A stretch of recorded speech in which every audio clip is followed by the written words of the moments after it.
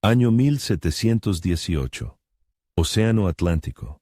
El barco Venganza lleva ya 40 días en el mar. El agua se está acabando. A bordo no hay ni una sola carta de navegación de esta región. No hay brújula. El único instrumento de navegación es el hombre que les está mirando, y en 3 días encontrará una isla de 5 kilómetros cuadrados de superficie. ¿Cómo?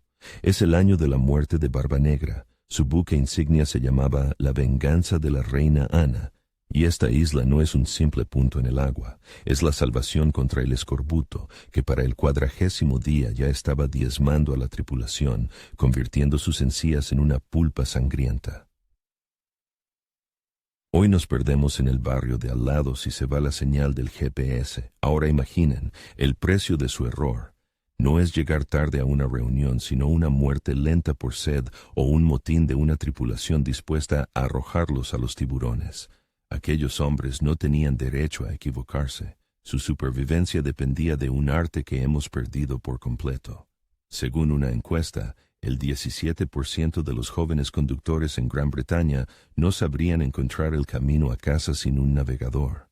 Los piratas, en cambio, no se jugaban el tiempo, sino la vida. Su navegación no era una comodidad, sino una función biológica de supervivencia.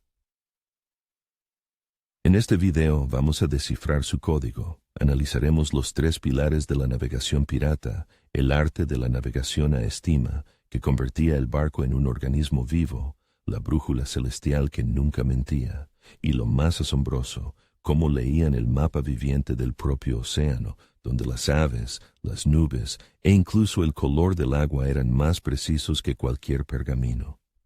Estas habilidades no fueron perfeccionadas por los piratas, sino por los navegantes polinesios. Ellos colonizaron el Océano Pacífico, encontrando islas del tamaño de un parque urbano. Los piratas utilizaban una versión más rudimentaria, pero no menos eficaz, de este conocimiento ancestral. Olvídense de las estrellas. Por ahora, la base de todo, la navegación a estima. Suena siniestro, pero en inglés su nombre, Dead Reckoning, es solo una corrupción de Deduced Reckoning, o cálculo deducido, pura matemática. Si conoces tu velocidad, tu rumbo y el tiempo de viaje, puedes calcular tu posición. Era su sistema operativo. Y todavía sirve como sistema de respaldo en submarinos nucleares y naves espaciales, cuando todos los satélites enmudecen. ¿Cómo medir la velocidad en medio del océano? Lanzaban por la borda una tablilla, la corredera, atada a una cuerda con nudos. Un marinero contaba cuántos nudos pasaban por sus dedos. Otro medía el tiempo con un reloj de arena. De ahí surgió la unidad de velocidad náutica, el nudo. Era la mecánica de Newton implementada con una cuerda y arena. El sistema estaba calibrado con genialidad. Los nudos en la cuerda se hacían a una distancia de 14,4 metros entre sí. El reloj medía exactamente 28 segundos. El número de nudos que pasaban en ese tiempo equivalía directamente a la velocidad del barco en millas náuticas por hora. Pero las cifras eran solo la mitad del trabajo. Un capitán experimentado sentía el barco. Sabía cómo el viento de costado o la corriente lo desviaban y hacía correcciones de forma intuitiva. Se puede comparar con una propiocepción extendida, el sentido de la posición del propio cuerpo en el espacio. Solo que su cuerpo era un barco de 200 toneladas, percibía la más mínima deriva o cambio de velocidad como si fuera su propio movimiento. Deténganse un segundo. Imaginen que tienen que conducir un coche de una ciudad a otra con los ojos vendados, mientras su pasajero solo les dice a qué velocidad van y cuánto tiempo ha pasado. No girarían en el momento adecuado. Los piratas lo hacían durante meses. Cristóbal Colón era un maestro de la navegación a estima, pero incluso él cometió un error colosal al calcular incorrectamente el tamaño de la Tierra. Su error llevó al descubrimiento de un continente. Para un pirata que buscaba una isla específica para reabastecerse de agua, un error así habría significado una muerte segura. El principal problema de este método, la acumulación de errores, es como el interés compuesto trabajando en su contra. Un pequeño margen de error el primer día se duplica al segundo, se cuadruplica al tercero, convirtiéndose después de un mes de un minúsculo error de cálculo en un desfase de cientos de millas. El barco, literalmente, se salía de su mapa mental. Necesitaban una forma de saldar esa deuda con la realidad, y para ello, cada noche miraban hacia arriba. En el hemisferio norte hay un punto que apenas se mueve, la estrella polar. Para los piratas era un ancla celestial. El ángulo entre el horizonte y esa estrella es directamente igual a su latitud. Midiéndolo con un instrumento sencillo, un cuadrante o una ballestilla, se sabe con exactitud qué tan al norte o al sur se está. Era trigonometría celestial con madera y latón. El único enemigo de este método eran las nubes. Durante el día, el principal punto de referencia era el sol. Al mediodía se encuentra en su punto más alto en el cielo. Para determinar ese momento sin relojes, observaban la sombra del mástil. El momento en que la sombra era la más corta de todo el día era el verdadero mediodía. En ese instante, la sombra apuntaba exactamente al norte. Era su comprobación diaria con la realidad, una calibración crucial que ponía a cero el error acumulado de la navegación a estima. Conocían su latitud, la posición norte-sur. Pero ¿cómo conocer la longitud, la posición este-oeste? Era el principal problema de navegación de la época. Sin relojes precisos, un cronómetro que aparecería mucho más tarde, determinar la longitud era casi imposible. Un error de solo 4 minutos en el tiempo significaba un error de un grado completo de longitud, decenas de kilómetros en el mar. El Parlamento británico en 1714 ofreció un premio de 20,000 libras, millones en dinero de hoy, a Auquia. Cualquiera que resolviera este problema, era una carrera científica del nivel del viaje a la luna. Los piratas operaban en una era en la que la solución aún no se había encontrado. Imaginen un mapa del mundo con solo líneas horizontales de latitud. Sabe que está en algún punto de la línea que pasa por la isla de Tortuga, pero no sabe si está navegando hacia ella o si ya la ha dejado muy atrás. Este terror constante dio origen a la estrategia más eficaz de los piratas. Se llamaba navegar siguiendo el paralelo. Navegaban deliberadamente hasta un punto con la latitud correcta, pero significativamente al oeste o al este de su objetivo. Y luego simplemente navegaban en línea recta a lo largo de esa línea invisible hasta toparse con tierra. Era una forma rudimentaria pero ingeniosa de convertir un problema bidimensional en uno unidimensional. Al no poder calcular la longitud con precisión, buscaron la respuesta no en las matemáticas, sino en la biología. Lo que hacían, los científicos de hoy lo llaman navegación natural. Convirtieron el océano en una red de información viva. Lo leían como un libro abierto, o, si lo prefieren, como un Internet analógico, donde los flujos de datos eran las aves, las olas y las nubes, y las islas eran los sitios web a los que conducían estos hipervínculos vivos. El primer hipervínculo eran las aves, pero no cualquier ave. Un albatros podía estar a 1,000 kilómetros de tierra, era una señal falsa.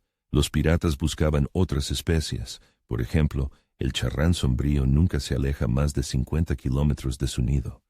Ver una bandada de estos charranes al atardecer volando en una misma dirección equivalía a un grito de «tierra a la vista». Volvían a casa. El reconocimiento pirata funcionaba de forma sencilla. Por la mañana marcaban de dónde venía el ave, por la tarde hacia dónde. Regresaba. Esto les daba un vector preciso hacia la tierra invisible, una garantía del 100% en un radio de 40 millas. La segunda señal estaba en el cielo.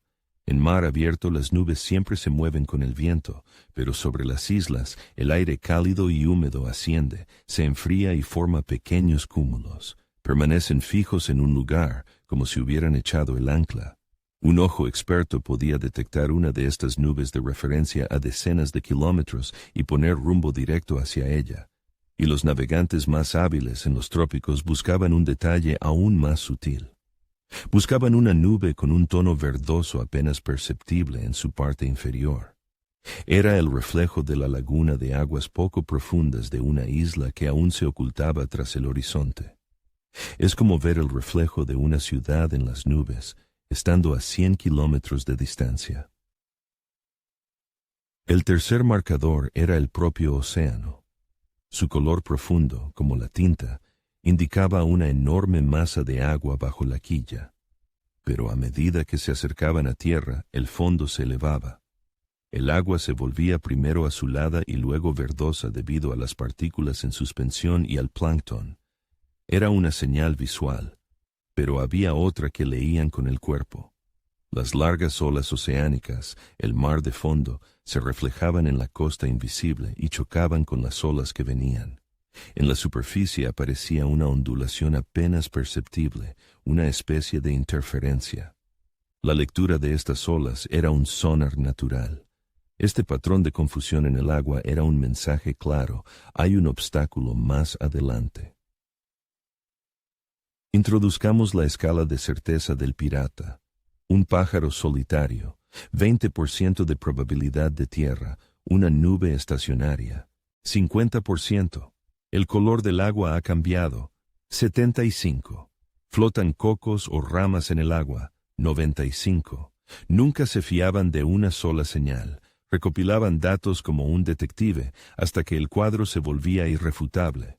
En esencia era una forma intuitiva de inferencia bayesiana.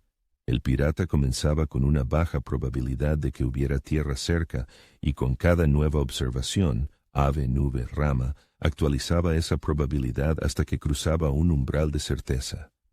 Es el mismo principio por el que hoy funcionan los sistemas de inteligencia artificial. En la etapa final, entraban en juego el olfato y el oído.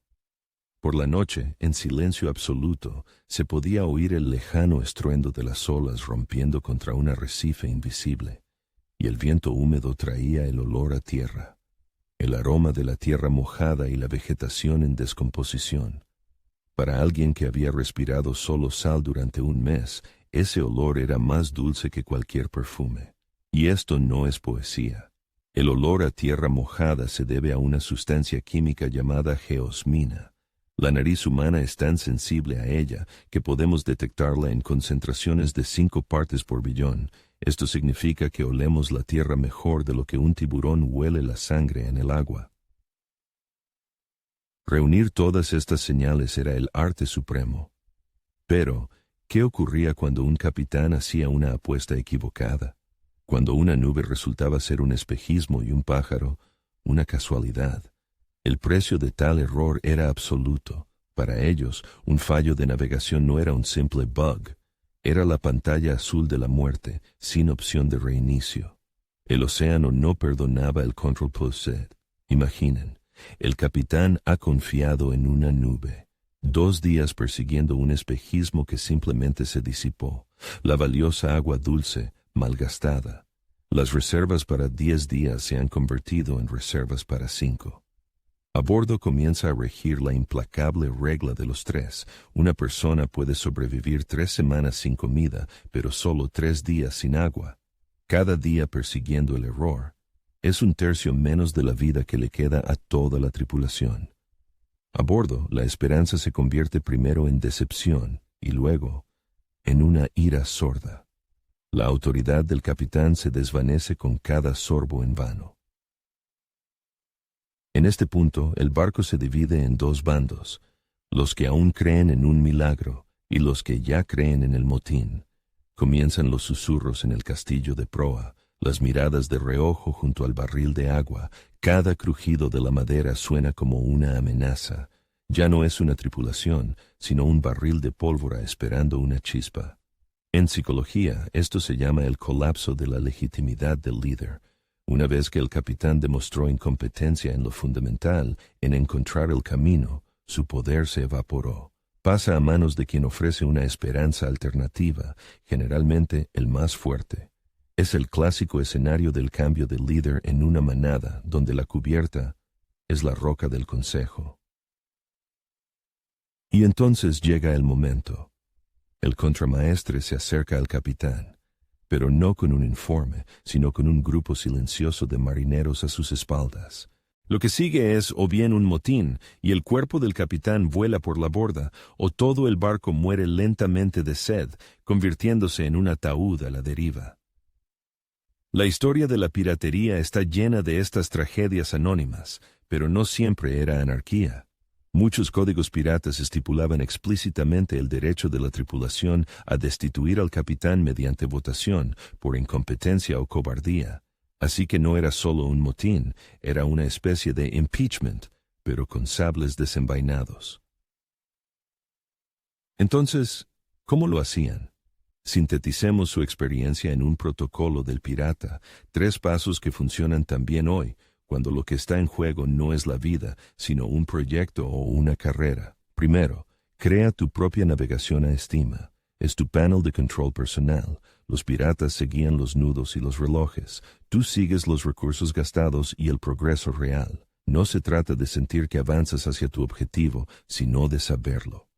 Segundo, encuentra tu estrella polar. No es solo un objetivo, es tu norte interior, aquello que no cambia, incluso cuando todo a tu alrededor es una tormenta. Como dijo Nietzsche, quien tiene un porqué para vivir, puede soportar casi cualquier cómo. Y tercero, lee el mapa vivo. Es el arte de detectar las señales débiles. En los negocios puede ser un único comentario de un cliente que predice una tendencia futura. En las relaciones, un cambio apenas perceptible en la voz de un ser querido. Los piratas buscaban el tono verdoso en una nube. Tú buscas lo mismo en los datos y en las personas.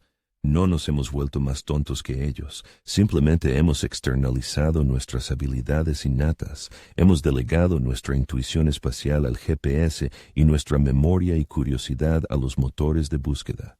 La historia de la navegación pirata es un recordatorio del increíble poder de la mente humana capaz de convertir el caos en un sistema. Hay una prueba científica. Un estudio sobre los taxistas de Londres demostró que tenían el hipocampo significativamente más grande, el área del cerebro responsable de la memoria espacial. Se vieron obligados a aprender miles de calles. Al depender de un navegador, no solo ahorramos esfuerzo. Privamos a nuestro cerebro de entrenamiento. Este músculo de la navegación se atrofia. Y para terminar, la pregunta principal. ¿Qué desempeñó el papel decisivo en su éxito? ¿El frío cálculo científico al estilo de Isaac Newton con sus leyes y fórmulas? ¿O la intuición casi chamánica del navegante polinesio que siente una isla más allá del horizonte? Entonces, ¿cuál fue su arma principal? Escriban en los comentarios una sola palabra, ciencia o intuición. Veamos cuál predomina.